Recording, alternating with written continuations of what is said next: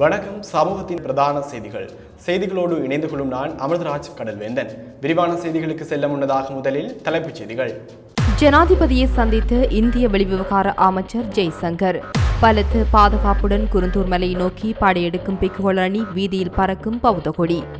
ஜப்பானில் வேகமாக பரவும் கொடிய நோய், இலங்கை சுகாதார அமைச்சு தயார் நிலையில். ஆன்லைன் மூலம் கடவுச்சீட்டு வழங்குவதில் சிக்கல். நிபந்தனையுடன் நாடாளுமன்ற உறுப்பினர்களுக்கு வாகன இறக்குமதிக்கு அனுமதி.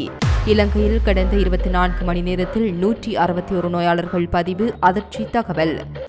ஜாலில் இருந்து சென்ற லொரி கவிழ்ந்து கோர விபத்து, ஒருவர் நிலை கவலைக்கிடம்.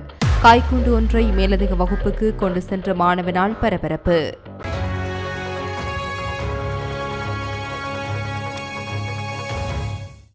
நாட்டை வந்தடைந்த இந்திய வெளிவிவகார அமைச்சர் கலாநிதி ஜெய்சங்கர் ஜனாதிபதி ரணில் விக்ரமசிங்கவை இன்று சந்தித்துள்ளார். இந்திய வெளிவிவகார அமைச்சர் ஜெய்சங்கர் உத்தியோகபூர்வ விஜயம் மேற்கொண்டு இன்று காலை நாட்டை வந்தடைந்தார். இதன்போது கட்டுநாயக்க பண்டாரநாயக்க சர்வதேச விமான நிலையத்தில் அவரை இலங்கையின் வெளிவிவகார ராஜாங்க அமைச்சர் தாரக பாலசூரிய மற்றும் கிழக்கு மாகாண ஆளுநர் செந்தில் தொண்டமான் ஆகியோர் ஜெய்சங்கர் உள்ளிட்ட குழுவினரை வரவேற்றனர். ஜெய்சங்கரின் இலங்கை விஜயத்தின் போது இந்திய இலங்கை உறவுகளின் 3 மைல்கல்கள் எட்டப்பட்டதாக ஜனாதிபதி ஊடகப் பிரிவு அறிவித்துள்ளது. இந்திய வீடமைப்பு திட்டத்தின் கீழ் கண்டி, நுவரெலியா, மாத்தளை ஆகிய மாவட்டங்களில் 106 வீடுகளுக்கான நினைவு படிகங்களை ஜனாதிபதி ரணில் விக்ரமசிங்க மற்றும் ஜெய்சங்கர் கூட்டாக இணைந்து திறந்து வைத்தனர். அத்துடன் கொழும்பு, திருகோணமலை ஆகிய நகர்களில் உள்ள மாதிரி கிராமத்திலும் 24 வீடுகள் மெய்நிகர் ஊடாக பயனாளிகளிடம் கையளிக்கப்பட்டன. இந்திய பிரதமர் நரேந்திர மோடியின் கீழ் புதிய அரசாங்கம் அமைந்த பிறகு ஜெய்சங்கரின் முதல் விஜயம் இதுவாகும்.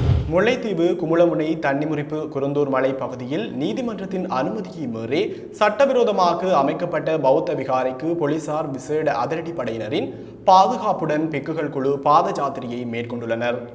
கடந்த 16ஆம் தேதி மகியங்கனையிலிருந்து பாத யாத்திரையை ஆரம்பித்த பிக்குகள் குழு இன்று முல்லைத்தீவு மாவட்டத்தை அடைந்து குருந்தூர் மலையை செல்வதற்கான பயணத்தை ஆரம்பித்துள்ளது. இந்த பயண வழிகள் எங்கும் போலீஸ் பாதுகாப்பு இடப்பட்டுள்ளது. குறிப்பாக அளம்பில் சந்தியை அண்டிய பகுதியில் விசேட அதிரடிப்படையினர், ராணுவத்தினர் மற்றும் போலீசார் இணைந்து பாதுகாப்பு கடமையில் ஈடுபட்டிருப்பதுடன் வீதி தடுப்புகள் அப்பகுதியில் வைத்துள்ளனர். போலீசாரின் பாதுகாப்புடன் தென்பகுதி மற்றும் வெளியூர் பகுதிகளில் இருந்து வருகை தந்து பௌத்த மக்கள் பௌத்த கொடியை வீதியில் இரு பகுதிகளிலும் நாட்டி கூடாரங்களையும் அமைத்துள்ளனர். ஜப்பானில் பரவி வரும் அரிய பாக்டீரியா தொற்று தொடர்பில் கவனம் செலுத்தப்பட்டு வருவதாக சுகாதார ராஜாங்க அமைச்சர் சீதா அரம்பேபொல தெரிவித்தார்.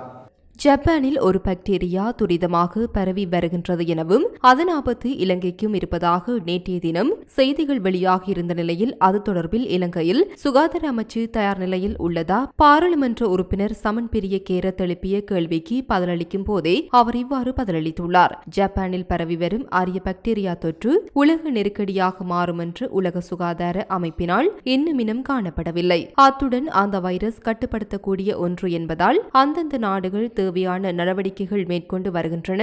இலங்கையில் அது தொடர்பாக சுகாதார அமைச்சு கவனம் செலுத்துவதாகவும் விமான நிலையம் உள்ளிட்ட எல்லா நிறுவனங்களுக்கும் அறிவுறுத்தல்கள் வழங்கப்பட்டுள்ளதாகவும் தெரிவித்தார். ஆன்லைன் முறையின் மூலம் கடவுச்சீட்டுகளை வழங்குவதில் சில தாமதங்கள் ஏற்பட்டுள்ளதாக பொது பாதுகாப்பு அமைச்சர் டிரன் அலஸ் தெரிவித்துள்ளார்.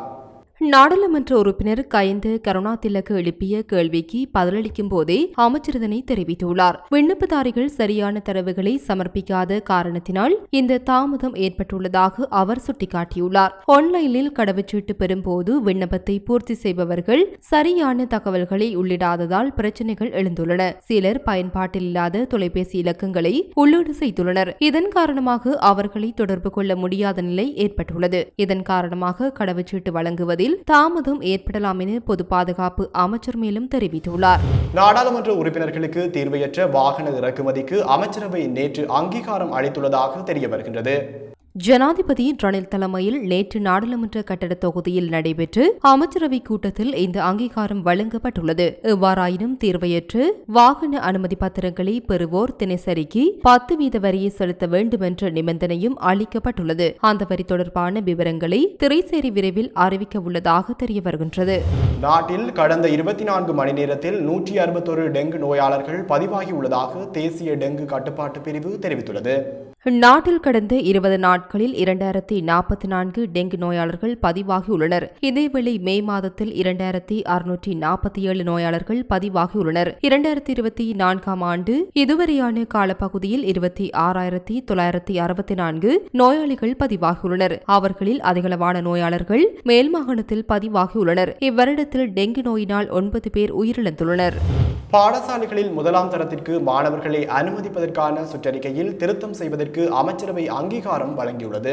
சமத்துவமான கல்வியை வெளிப்படைத்தன்மையுடன் முறைகேடுகளை குறைக்கும் வகையில் பாடசாலைகளில் முதலாம் வகுப்பு மாணவர்களை சேர்க்கும் நடவடிக்கை கல்வி அமைச்சினால் வெளியிடப்பட்டுள்ள சுற்றறிக்கையின்படி மேற்கொள்ளப்படும் என அறிவிக்கப்பட்டுள்ளது.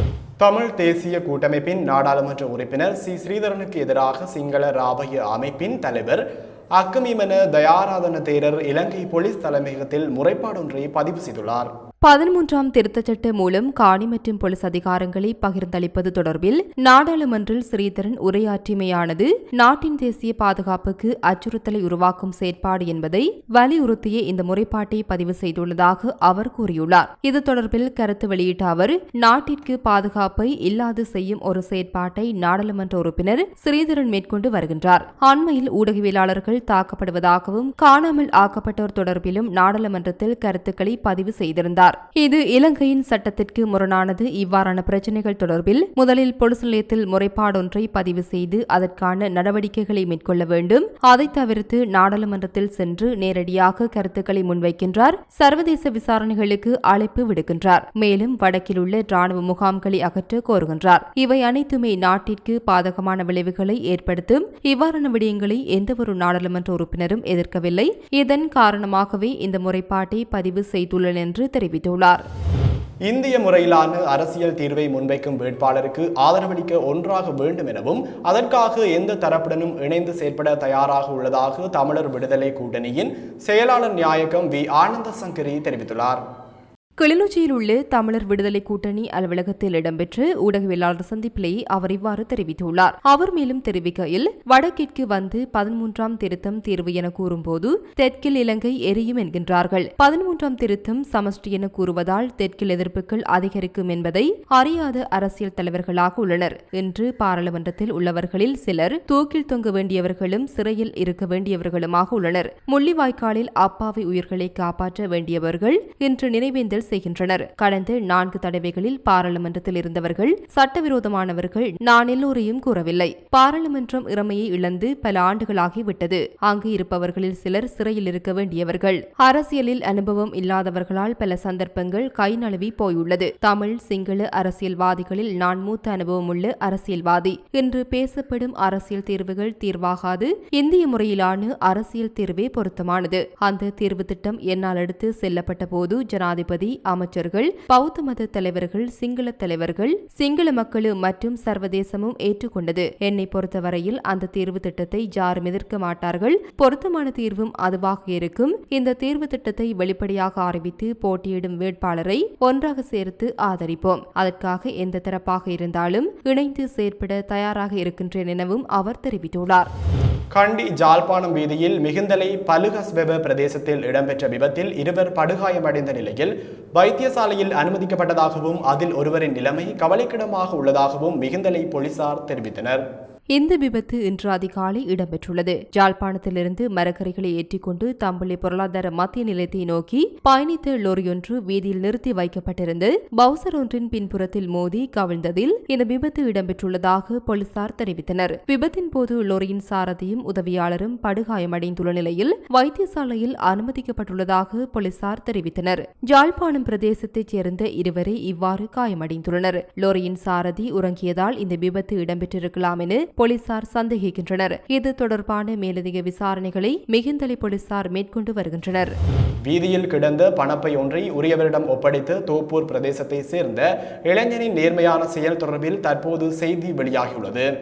குறித்த சம்பவம் தொடர்பில் தெரிய வருவதாவது, தோப்பூர் பிரதேசத்தைச் சேர்ந்த அனஸ் நிஜாமுதீன் என்பவர் கிண்ணியாவிற்கு செல்லும் வீதியில் கிடந்து பணப்பை ஒன்றை கடந்த 19ஆம் தேதி கண்டெடுத்துள்ளார். அந்த பணப்பையில் 19,560 ரூபாய் பணமும் முக்கிய ஆவணங்களும் காணப்பட்டிருந்தன. இதில் பணப்பையின் உரிமையாளரை தொடர்பு கொள்வதற்கான எதுவித தொலைபேசி இலக்கங்களும் இருக்கவில்லை. எனினும் அப்பையில் அவரது ஆவணங்கள் இருந்தமையால் அதனை ஆதாரமாக வைத்து பணப்பையை கண்டெடுத்த நபர் சமூக வலைதளங்களில் உரியவருக்கு தகவல் சேரும்படியாக பதிவொன்றை இட்டுள்ளார். இந்த பதிவினை பணப்பையை தொலைத்த நபர் பார்வையிட்டு உரிய நபரை தொடர்பு கொண்டு தனது பணப்பையை இன்று காலை பெற்றுக் கொண்டதோடு உதவிய நிஜாமுதீனுக்கு நன்றிகளை தெரிவித்தார். தோப்பூர் மஸ்ஜிதுல் பலா கிம்மா பள்ளிவாசல் தலைவர் ஜெசாகீர் ஊடாக குறித்த பணப்பையும் ஆவணங்களும் ஒப்படைக்கப்பட்டது. பணப்பையை தொலைத்த நபர் பிபிலை பகுதியைச் சேர்ந்து செனவிரத்ன முதியன்சல் ஆகிய சதுரகுமார் என்பதும் குறிப்பிடத்தக்கது. கண்டி கசலக்க பிரதேசத்தில் மாணவர் ஒருவர் கைக்குண்டு ஒன்றை மேலதிக வகுப்புக்கு கொண்டு சென்ற சம்பவம் இடம்பெற்றுள்ளதாக கசலக்க போலீசார் தெரிவித்தனர்.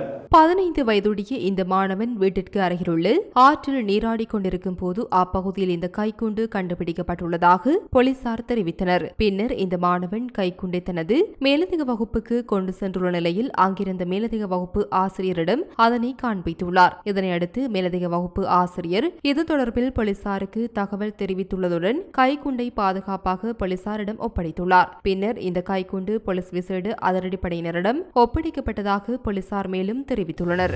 வவுனியா மகாரம்பைக்குளம் பகுதியில் விற்பனைக்காக சட்டவிரோதமாக வெட்டப்பட்டு வைத்திருந்த ஒரு தொகை மரங்கள் வவுனியா மாவட்ட குற்றத்தடுப்பு பிரிவினரால் மீட்கப்பட்டுள்ளது. மேலும் அதே பகுதியைச் சேர்ந்து 30 வயதுடைய சந்தேக நபர் ஒருவரும் கைது செய்யப்பட்டுள்ளார். மீட்கப்பட்ட மரங்கள் சுமார் 20 லட்சம் ரூபாவுக்கும் மேற்பட்டு பெறுமதியானது என போலீசார் தெரிவித்தனர். இதேவேளை மீட்கப்பட்ட மரங்களையும் சந்தேக நபரையும் வவுனியா போலீசாரிடம் ஒப்படைக்கப்பட்டு விசாரணையின் பின்னர் நீதிமன்றில் முன்னிலைப்படுத்த நடவடிக்கை எடுக்கப்பட்டுள்ளது. பொகவத்தலாவ ஹெர்க் ஹஸ்வோல்ட் பகுதியில் தேயிலை கொழுந்து பறித்துக் கொண்டிருந்த பெண் தொழிலாளர்கள் 8 பேர் குளவிக்கொட்டுக்கு இலக்காகி பொகவத்தலாவ வைத்தியசாலையில் அனுமதிக்கப்பட்டுள்ளனர். கெர்கஸ்வோல்ட் மேல்பிரிவு தோட்ட 2ஆம் இலக்கு தேயிலை மலையில் தேயிலை கொழுந்து பறித்துக் கொண்டிருந்த பெண் தொழிலாளர்களை இவ்வாறு குளவிக்கொட்டுக்கு இலக்காகியதாக பொகவந்தலாவ போலீசார் தெரிவித்தனர். இந்த சம்பவம் இன்று காலை இடம்பெற்றுள்ளது. மரம் ஒன்றிலிருந்து குளவிக்கூடு கலைந்ததால் இந்த சம்பவம் இடம்பெற்றுள்ளது. பாதிக்கப்பட்ட 8 பெண் தொழிலாளர்களுள் 6 பேர் சிகிச்சை பெற்று வீடு திரும்பியுள்ளதோடு மேலும் 2 பெண் தொழிலாளர்கள் தொடர்ந்தும் சிகிச்சை பெற்று வருவதாக பொகவந்தலாவ மாவட்ட வைத்தியசாலையின் வைத்தியர் ஜெயசூரிய தெரிவித்துள்ளார்.